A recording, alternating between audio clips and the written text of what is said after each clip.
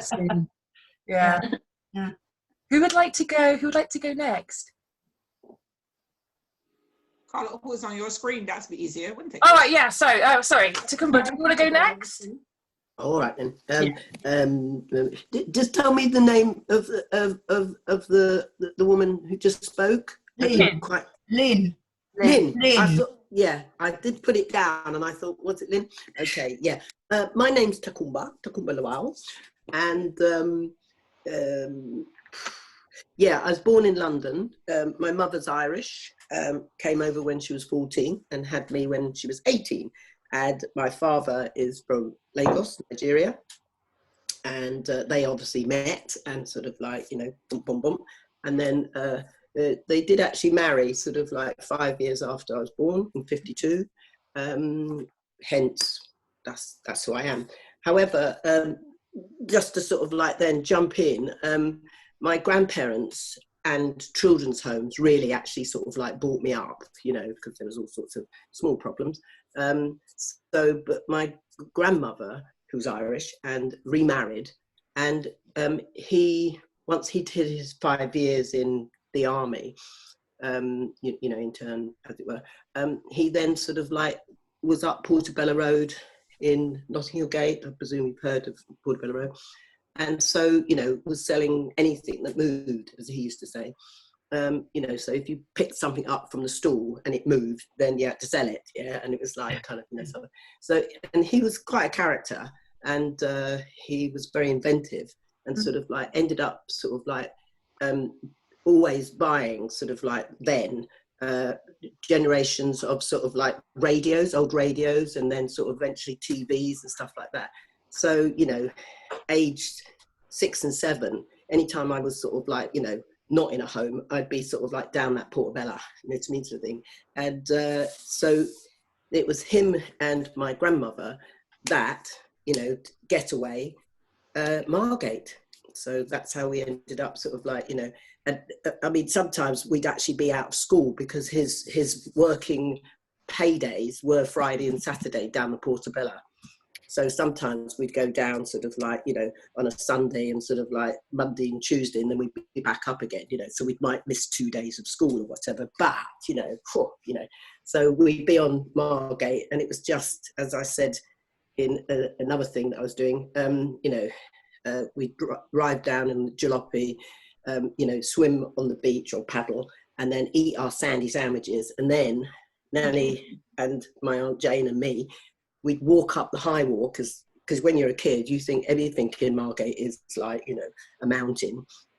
And it was our object was to sort of like find a shelter, you know, sort of thing. But they were always packed, you know, because like people used to sort of like know exactly where they wanted to sit, etc., etc. And so, you know, us little urchins were sort of like, you know, running. And then we were so joyful when we sort of like, you know, eventually did find a space. Nanny would sit down and we'd be sitting at her feet, or would sit on her lap or whatever sort of thing. So shelters and, you know, beach and sort of like whatever was really kind of like, you know, ingrained in me, because I thought it was really, you know, and we thought we were posh when we sat in a shelter. You know, to me, we'd made it, you know.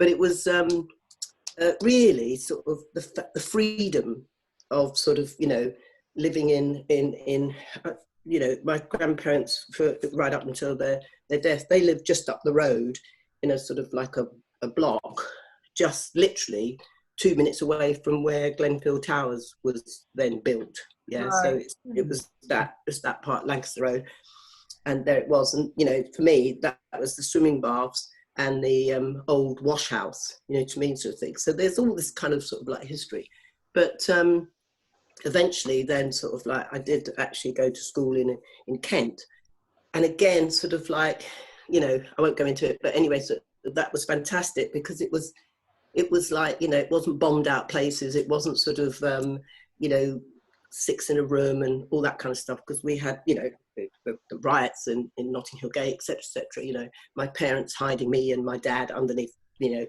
a bed, whatever sort of thing, and you know, the streets running sort of like, you know, blue as it were, or red should I say, and so on and so forth. So I think that I've always been, you know, I couldn't read and write and stuff like that, you know, it's very sort of like slow, but I think I just always kind of contained images, you know. And eventually I worked for Notting Housing Trust, blah, blah, blah, blah. And then I was down sort of Hyde Beach, all the way around from Folkestone right round to Margate, really.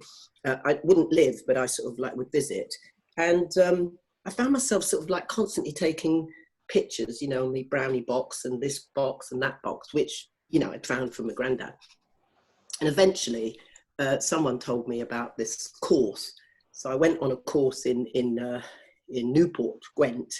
Again, sort of, you know, great sort of like, you know, areas and sort of like bridges and ships and, you know, kind of like life, you know, sort of the markets and all that kind of stuff. So constantly sort of like drawing it in.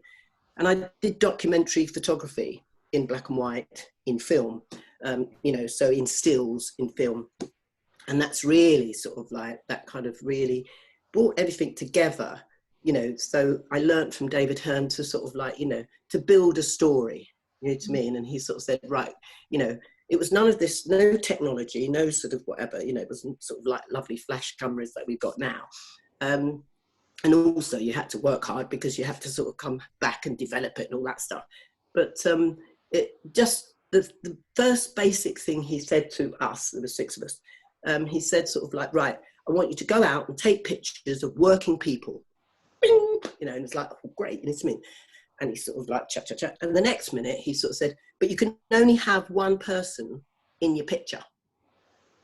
Right, you know, well, a week later, we had a week to do it in. And, you know, he said, there's the film over there, you roll it on and you eat film and get out there, you know. All came back and all smiling. I had 6 rolls of film and I thought, well, you know, some had 2, 3, whatever sort of thing, you know. And he said, is this all you've produced in 6, in you know, 6 working days? And I said, yeah, we're very proud, you know. And we had to have a little contact sheet. And the next minute, it was like kind of, you know, he zipped through these and threw them all over the place, you know. And he sort of said, you know, what's going on here? You know, it looks like, you know, and of course he could see where by the sort of like the photograph where we had photographed. Yeah, you know, he said, you've travelled miles outside of Newport, out here, this, that, and the other sort of thing. You know, he said, what is this place you're standing in, sitting in? You know, we said a college. It's an art college. Yeah, okay. And what about the people that are downstairs that sort of like work in the sort of like office? You know, what about the sort of like, you know, the people that do the dinners and sort of like the cafeteria? What about the what's it called? You know, the person that looks after the building, etc. So of course we all went purple in the face and sort of thought, oh yeah, you know. Then he stood up and said, you know, look out this window. So we all kind of got up and looked out the window sort of thing. He said, what do you see? And I said, oh, it's a crane. Yeah, you know, big crane, sort of like building crane. He said, yeah. And he said, and who's running that crane? You know, who's working that crane? We said, well, some nice man. As it was, yeah. And he said, and is he on his own? Yes, you know, he said, he said, you didn't even need to sort of like step outside the building. So with that knowledge, I've then just carried on for the rest of my life. You know, I did sort of like give up photography, although it never left me. And I became a carpenter and joiner. And I was the first black woman in the country, and in 1978. And, you know, that was it. And it was my last. So I've taught sort of like women, I've sort of set up groups, I've sort of like pioneered, etc. And then I got ill. And, you know, so I am a wheelchair user and a mobility scooter user. And hence, that's how I got into, well, I didn't get into, I was asked to sort of like, because Turner, once I got back to Margate, you know, it was just like, yeah, second home, you know, it means the thing. In my head, it's really my first home, but anyway, my partner wouldn't agree with that. But, you know, so that's it really. And there's, as Lynn said, you know, sort of thing, it's like, you know, your eyes just a feast with everything that you can possibly see, you know, it means the thing. I'm a bird watcher, not a twitcher, you know, so it's like kind of, you know, all the seabirds, the waders, and, you know, and explaining to people down on the beach, you know what I mean? Because well, you can hear now, I can rap for sort of like, you know, for Christmas.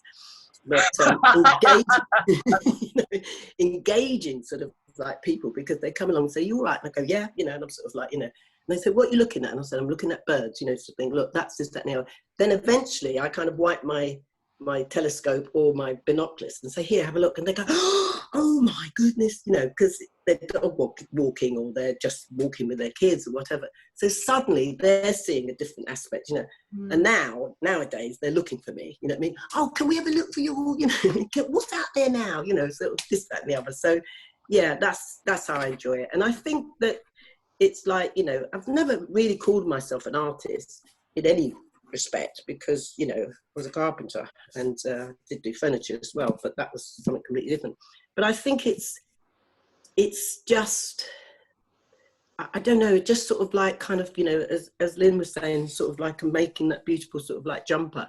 There's a story and it's a continuous and it's sort of like, it's part of you. It means so when you see things, you know, yeah, it just gives me joy. And, you know, and the Turner, I think the last 3.5, 4 years, well, I've been going 7 years, but sort of like I live there now. I have a little place right opposite the bandstand.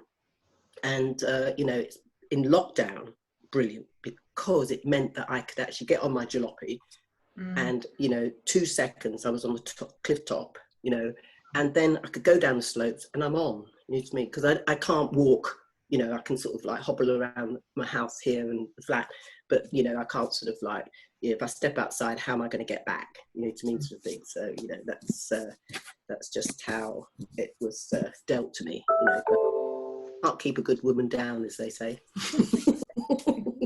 So there you go. So that's That was